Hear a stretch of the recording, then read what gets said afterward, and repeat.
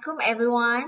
Hi, my name is Dr. Farah and I am from Center for Engineering Education, University Technology Malaysia. Have you heard about constructivism? I believe as a teacher or a lecturer, you might have heard constructivism, constructivist somewhere during your career. So today, this slide is supposed to help you to understand further on the impact and the importance of having the ideas about the theory of constructivism. You might have seen these pictures during your search to understand what does it mean by traditional teaching and learning. So this is how you visualize when people teach in a traditional manner. It seems like the student doesn't have any sort of ideas on what you are going to teach. And as a lecturer, your job is to knock on their head and tell them what to do, whispering all the necessary information.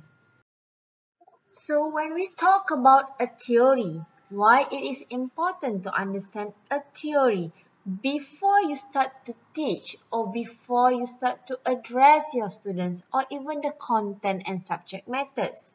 It is because you need to understand who you are as a lecturer. How should you position your thinking, your behaviors, your actions, or probably your attitude towards the learning? Second, you need to understand who are the audience. You need to learn further and gather information about your students.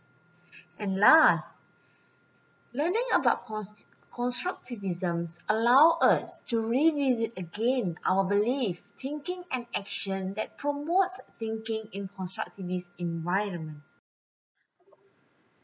Therefore, when we place constructivism as a learning theory behind our design, learning becomes an active process in which learners construct their own meaning based on prior knowledge and experience. This is a theory that begins from Piaget and Vygotsky work to understand learning from learner's point of view. Why don't we start with a basic question? What is constructivism? You might have heard this. According to literatures, constructivism is the theory that says learners construct knowledge rather than just passively take in information. Can you still recall the picture that I showed in my slide before this?